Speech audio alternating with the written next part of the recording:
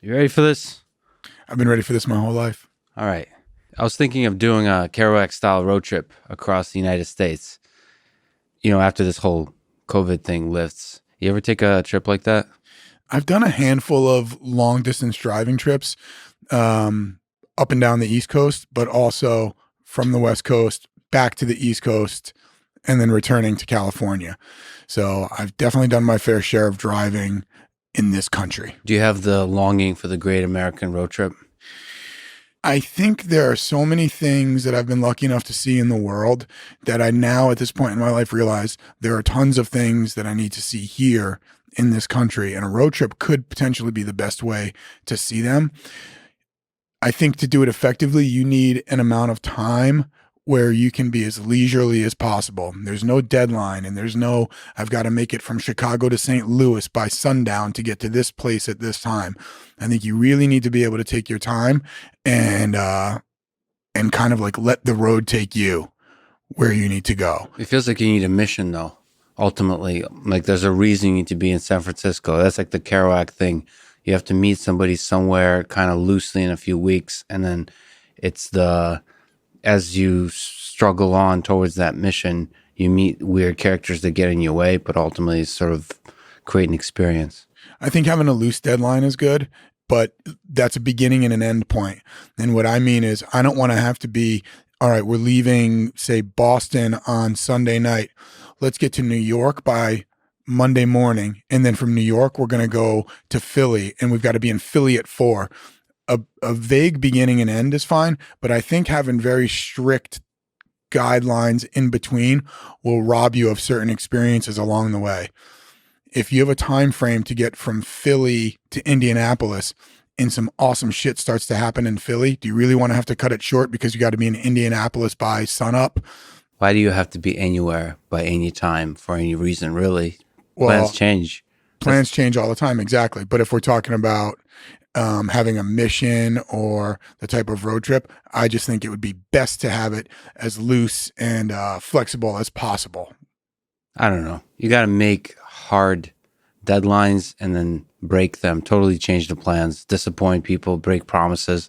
That's the way of life. Somebody's waiting for you in St. Louis and all of a sudden you fell in love with a biker in New York. I don't know. I don't know what you're up to. I can appreciate that. But on a trip like that, I feel like a trip with deadlines is for a different point in your life. And at this point in my life, I don't want any of the deadlines because it's not about meeting someone and disappointing them in St. Louis. It's about me not disappointing myself. You want to have enough time in what you're doing to make sure that you get the full breadth of every experience that you encounter. How would you fully experience a place? How would you, I don't think I've actually fully experienced Boston. Like how, if you were showing up to a city for a week on this road trip, what would you do? So I'm going to answer that in two parts. A few years ago, I had an opportunity to move out of Boston. And the thing that kept me here, no question about it, was the fact that I felt like I had a contract with my students.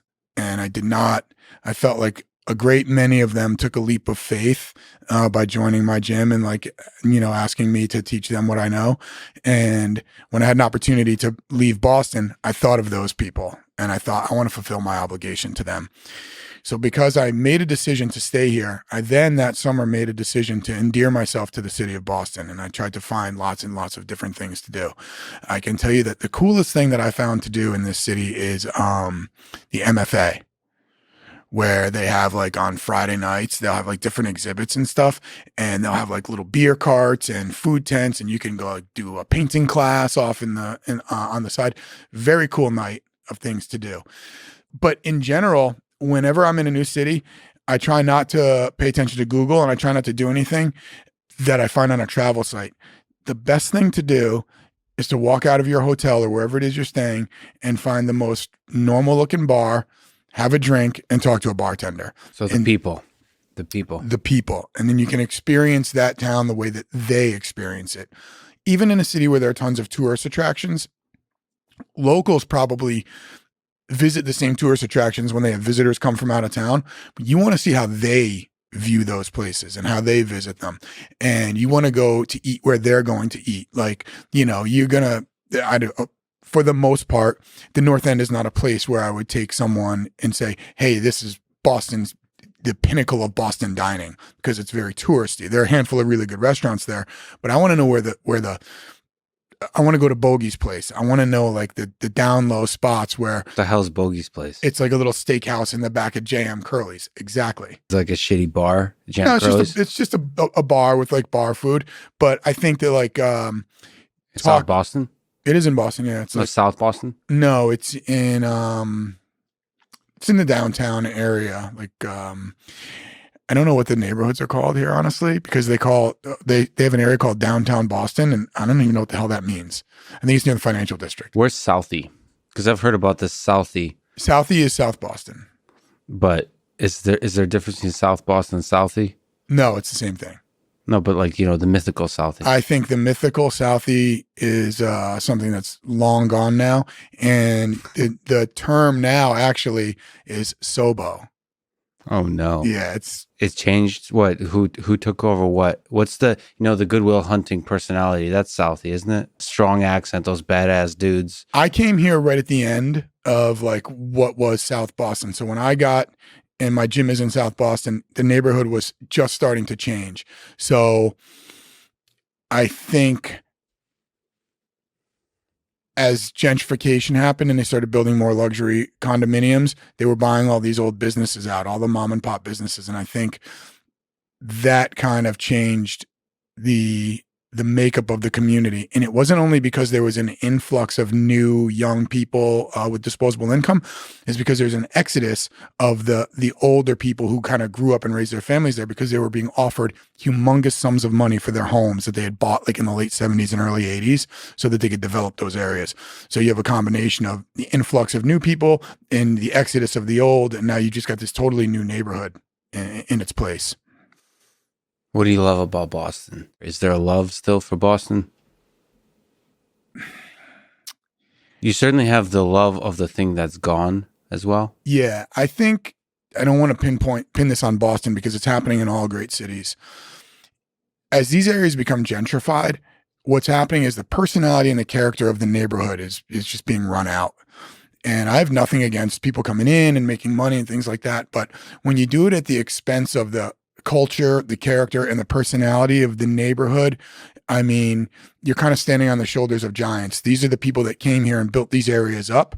And it happens here in Boston. It happens all over New York. It happens on the West Coast. So what I love about Boston is not nearly as romantic as what it might have been 15 years ago and what I used to love about New York. What I love about Boston is that it's walkable. The food scene is on the rise here. But I think you're hard pressed to find the charm that people think of when they think of old Boston and old New England City. See, I see it differently. People sometimes criticize like MIT, like for the thing that it is now, but I think it is always like that. I tend to prefer to carry the flame of the greatness, the greatest moments of its history, and like sort of enjoy the echoes of that in the halls of MIT. In the same way in Boston, you think about the history, and that history lives on in the few individuals. Like you can't just look around what Boston is now and be like, what has Boston become? I think it was always carried by a minority of individuals. I think we kind of look back in history and think like, times were greater in a certain kind of dimension back then, but that's because we remember, this is a ridiculous non-data driven assertion of mine, is to remember just the brightest stars of that history, and so we romanticize it. But I think if you look around now, those special people are still living in Boston, for which Boston will be remembered as a great city in like 50 years. I think you're probably right, but isn't there some sort of theory about the point that there's like a certain age in your life where things resonate differently to you? Like I think they've done studies where most people stop searching for new music after age 19. Yeah. Most dads you see like wearing super old clothes, like that's the style of the time period of the last great part of their life. So like there's an evolution in people, and it could also be the memories of where they live. Like when I was 17, of course, my neighborhood was the best then because I was having the most fun. And we always kind of look at things through that tint, I think. And you're right. And I don't think there's anything wrong with the way cities are evolving now. It's just not. I preferred a time of like a mom and pop store, not a fabricated like gastropub that could just be like on a 4-lane superhighway on your way out of Epcot Center, and it's actually owned by like some conglomerate. But there's still the special places. Like this takes us back to the road trip. Is maybe I tend to romanticize the experiences of like the diners in the middle of nowhere. What would you say makes for like?